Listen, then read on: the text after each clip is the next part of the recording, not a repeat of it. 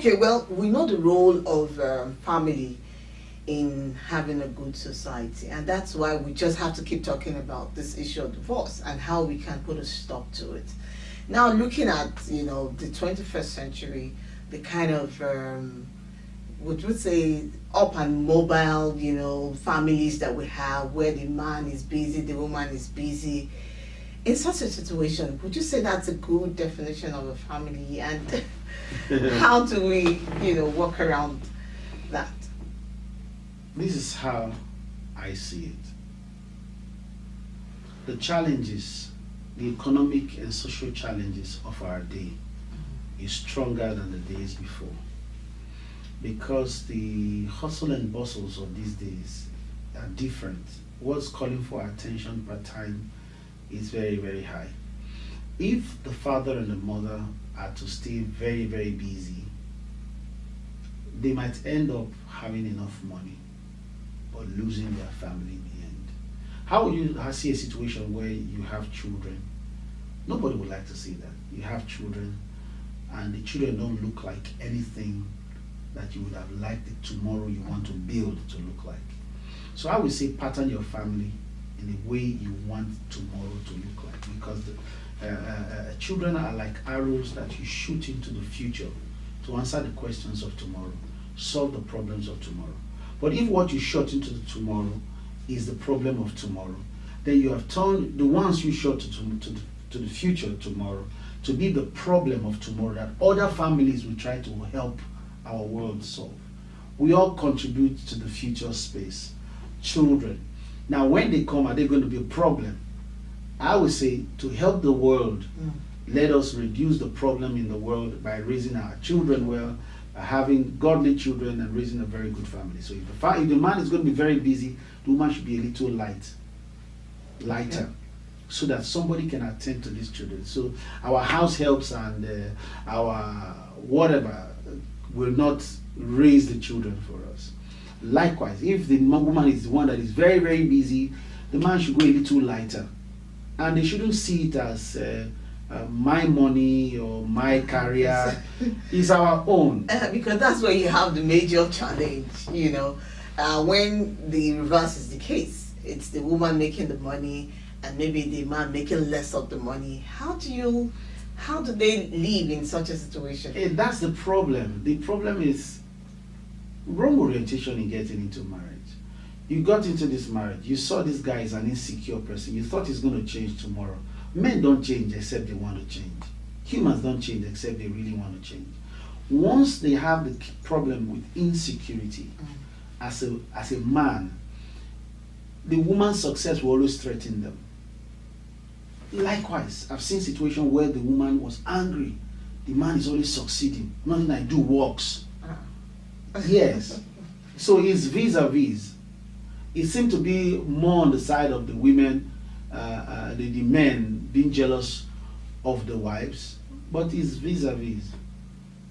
Many women are suffering from depression. Many of them have mental ailments in terms of having depression. They are living in depression, feeling unsatisfied, unfulfilled, because they feel they just came into this world to live out the man's dream. But if the orientations were set right, and the man and the woman live that way, they will find out that if I go 1,000 miles and you go 50 miles, it's our distance. It's both of our distance. So it shouldn't bring trouble to the home, who does what or who doesn't do what. As long as we both have an agreement, we can make this work. In my own family, I'm having a challenge right now. About two of our girls don't want to school here in Nigeria. And I'm saying, you're finishing secondary school very young. You have to do first degree here and go do second degree out there. I don't live there. I'm not going to go live there now. Yes. I have things that I'm doing here, because I won't want you to grow in this capacity, in this dimension, out of my sight. Yes, here you'll be in a boarding house, but I will be sure of the environment, which is not common in many other climes around other spaces and countries. So we must understand that when we fail in the responsibility of the bringing up of our children, we are filled in our life's greatest assignments. I don't care how many mansions you build, how many estates you build, or companies you open around the world. Well, okay, we'll be speaking with Reverend Victor ATENAGA, the senior pastor, Simply Washington International Ministry. Thank you so much for coming on the program. Thank you. We'll be right back after the break. Wow, wow, wow. Good day, everyone. So Merry Christmas and a Happy New Year in advance. My name is Dr. Dan. I'm here so excited to introduce to us Upland Bay Estates. You can see it, end of year promo deal. It is beautiful. It is our latest estate development. It is located in Karachi. Karachi is just few minutes away from the city center here in Abuja. It's a fantastic piece of property. It's a very good land, ready to be developed. It's tarred road all the way from the city center to Karachi. If you're driving from the regular route, between 30 to 45 minutes, you're at the location. And there's another cut now, a shorter cut from Apo, where you can access it within, say, 20 minutes. You know, the road is still under construction. Upland Bay Estate is a home of luxury and taste and style that houses different prototypes of houses, 3 major prototypes of houses. This end of year promo we're introducing to you now. We have 300 square meters, we have 450 square meters, and then we have 700 square meters. The 300 square meters, if you're Lagosian, it is 100 by 30 in size, and that is the prototype to house a 2-bedroom bungalow. It's a detached bungalow with boys' quarters. And that is going for 1 million naira under this end of year promo. 1 million naira only. With 1 million naira, you own a piece of land within the Upland Bay Estate, Karachi. It is very, very interesting. It is very, very affordable, and it's a good deal.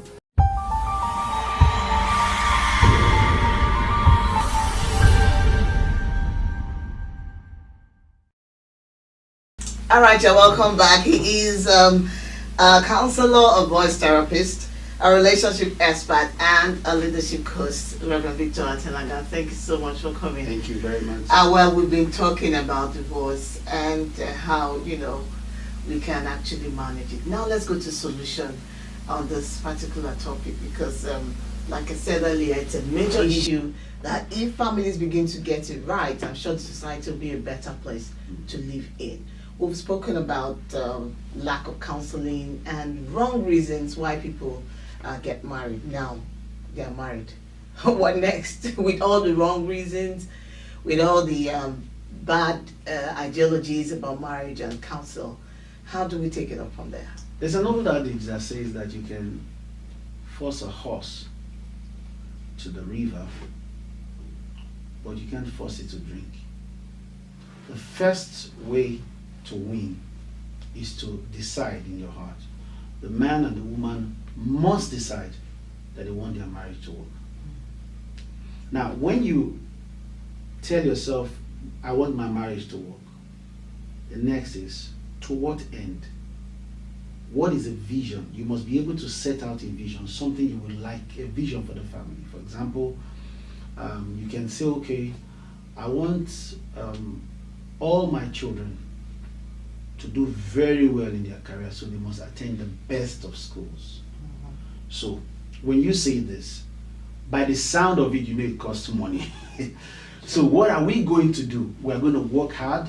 We are going to sacrifice a lot. We are not going to live extremely luxurious life because we do not have all the funds. So we're going to be doing some strategic savings, some side incomes here and there, but we're going to be focused. Yes, our friends might be going for vacation twice a year abroad, but we are going to sacrifice for once in 3 years so that we can give the family this future. Then we're going to work together to see that that works. So whatever that vision is, and when the children are gone, I will like it that both of us will be doing vacation in different countries, so that by the time we are about 80 years, we must have gone round the world. Sipping juice by the beachside, depends on the country you're going to, and just enjoy yourself. That can be a good vision that you can have. Oh, want to be of help also when our children are gone. Want to be of help to some orphans, to some widows. Want to make a positive impact. All this comes by sacrifice. Now, you now set it up. Then tell yourself. The next thing is that we should have an open way of resolving conflict. Because to say we're not going to have conflict is a lie. As long as we are more than one, even with yourself, you have conflict with yourself, not to talk with someone else. We should have an open way to resolve conflict. We shouldn't allow any conflict go unresolved.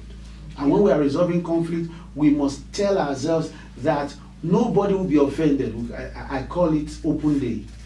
You and I on an open day. We should have it every week or every 2 weeks where I say, oh, what have I done this week? What have I offended you this week? What am I not doing well? You understand? Then they should also have something like what I call the things I like you to do to me and for me. Both should have it. And if possible, they should write it down. We could call it some ground rules in the family. You put forth those rules. Anytime we're having an open day, I go bring back that book. It's not a book for sins or evil doings. It's a book that keeps us like our compass, that keeps us in track. Because we usually do not know when we start ignoring each other. Especially today where the world lives in our hands, in our pockets, in the cell phone. Exactly. A couple one time shared a photograph, and I sent them a direct message. I said, "That this photograph I see. Let me describe it for you." The husband was looking at at his phone. The wife was looking at her tab, and they were both just in their world. And the man wrote, "This lady is my world. She rocks my world." So I said, okay, that's your statement. That's not the picture. Because the picture I see is two people living in two different worlds, and they say we are in our world. Now you can live like that, and there'll be no meeting point for hours in a day. So we neglect the distractions and make sure that we stay together, resolve conflict, work as a team, and then build our life. So part of those ground rules will be when we come to resolve issues, we should be able to express ourselves openly and freely, and nobody will be angry. And we should be willing to change. We should be willing to change. No judgment, but we call it open conversation, and then we'll be able to resolve. So if every marriage have these kind of platforms where we're able to talk one to another, resolve conflict, have a plan for the future, have a vision for the family, and we all keep working at it. We may stumble many times, but because we have a blueprint of what we're going to, we will always stand. The Bible says that if two are together and one falls, the other one will raise him up. Look at the case of Hillary Clinton and Bill Clinton. It was a global embarrassment. The true hero for that particular couple for me is Hillary Clinton. The way she took the punch. And they are still married till death. So there is no perfect home, but we could have a perfect couple. I call the perfect couple who are always willing to deal with their issues within themselves and move on. At what point would you say, okay, well, I think I've tried all of these things that you said as a relationship expert. I just can't take it anymore. The number one point I made was that both of them must be willing to have a beautiful life together. If that cannot be agreed upon, there can be no marriage. One person will die at the end of the day. If the man loves reconciliation and the woman likes to fight, there will never be peace in the home. One person will be drained, and one person might commit suicide or murder or something. So it comes for me when you agree to live together. If both of you cannot live together, then even the Bible says separate for a while. If you seem to have, there's no conflict that is unresolved, that cannot be resolved, irreconcilable. But if you can't go through it, maybe your head is not helping you go through it, It says separate for a while. Maybe distance will create sense of value on it. Then he then went further. If it has to do with certain damages done to the spouse, then you're free to divorce. In my Bible, divorce is allowed but not celebrated. Okay. God says, I hate divorce. Doesn't mean I don't permit divorce. There are conditions for divorce in the Bible. Even when God says, I permit it under those conditions, he says, I still hate it. Because in the initial description, design, man was supposed to live with his wife, the wife lived with the husband forever, under all kinds of conditions. So when you cannot live together and divorce is setting in, under scriptural grounds, he says, you can divorce, but I hate divorce. So a situation where a woman is being battered by the husband, or the husband is being battered by the woman. I know some people will laugh at this because the place I come from, women beat men. Are you serious? Yeah, in Delta State, Nigeria, they beat men. They beat up their men. So whatever. And if the person's life is at risk, that's bad. Imagine a man beating up the wife, killed the wife, butchered the wife, cut her into pieces, put her in the bag and carried away. Is that what me as a pastor I will permit and tell you that, oh no, stay there. God says I hate divorce. God says I hate divorce doesn't mean he does not permit it at certain times. Okay, what would be the role of counselors like you? Do you think that we have enough counselors to actually counsel people? We don't. And how do you think we can improve on this? I think what we need to do is to have an awareness of an impending catastrophe. When that awareness is spread around, we need to set up centers, family counseling centers all across Africa, to help people go straight in their thinking. Because sometimes what starts most of these conflicts are usually very tiny little things. They tell you sometimes don't bring third party into your marriage. Depends on who the third party is. If the third party is wiser than you and loves both of you and loves your home, then go sit there and learn, get something into your head.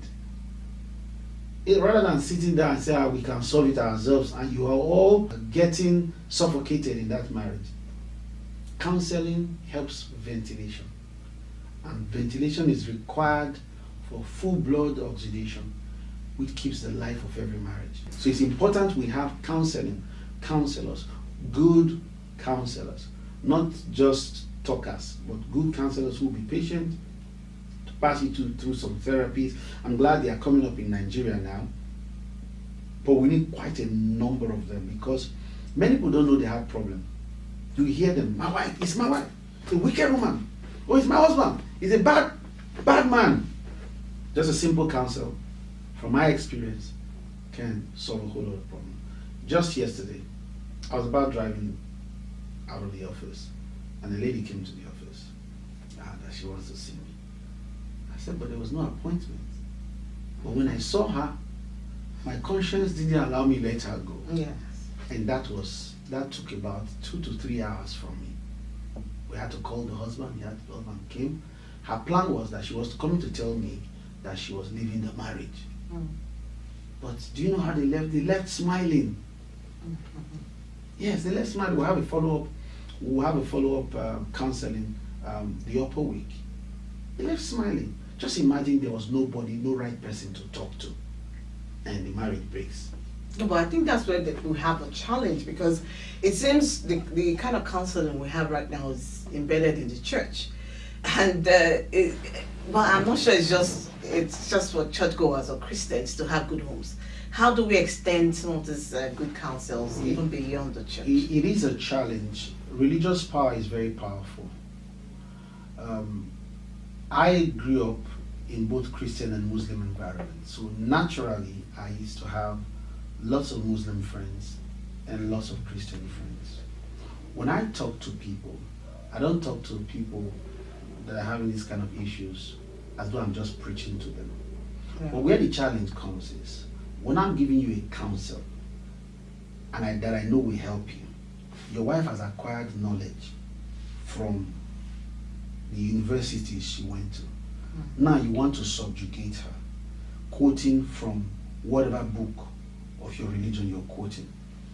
We are going to have conflict of interest. So if your belief system is different from what your spouse believes in, there will not be marriage. Even if there is, it won't last. If you check it out now, you might not see it in public, but there's high infidelity rates in the north than there is in the south. Even the current divorce rate is higher up north You see what I'm than talking we about? have here. You see what I'm talking about? So that is the issue. If I'm to set up more counseling homes, I will put it in a way that both the Muslims, the traditional people can come, so that they can have a good life. So it's not just going to be something that is a church. No, we're working on setting up a center in Asaba, and this center we have a neutral look, so others can have confidence to come. Yes. Okay. Well, wrapping up gradually now. What would be your advice to the youth who's looking up to getting married? You know, I'm sure because a lot of them right now are scared. They see what's going on. They don't want to be trapped, in the prison called marriage. But again, marriage is beautiful. It depends on Absolutely. what angle you're looking at it from. Okay. My counsel would be this: get enough information about marriage before you get in. And when you're hooking up with a guy or a girl, don't let sex enter into your head. Sex has a way of blinding your eyes from making the right decision. At least Shakademus and the Pliers told us that. That when you go that way, it affects your sight. Yes. He said you can listen to the music. So if you know much about marriage, it's enough to, so there is strong base for your conquest. Then you know much about the person that you're hooking up with, whether you're the guy or the girl. Have good knowledge about what this person likes. Who is this person? What his aspiration like? What are his dislikes? When you understand, ask yourself, can we live together? Our values the same. When it has to do with inanimate objects, they will tell you opposite attracts. But you see, when it has to do with marriage, like kindles. When we are the same, there will be fire. When we are very, very, very, very, very opposite, there will be breakage. If I believe my children can go to any kind of party they want once they are 10 years old, we are going to have a problem if you do not believe the same.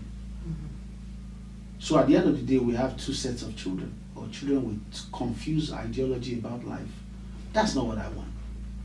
So when we have all of this, I think we're going to make a good victory in marriage. So just don't jump into marriage. Know who you're getting married to, and know the purpose of marriage, and ask yourself if you're ready for it. All right, thank you so much. We'll be speaking with Reverend Victor ATENAGA. Thank you so much for coming. Thank you very much. Program.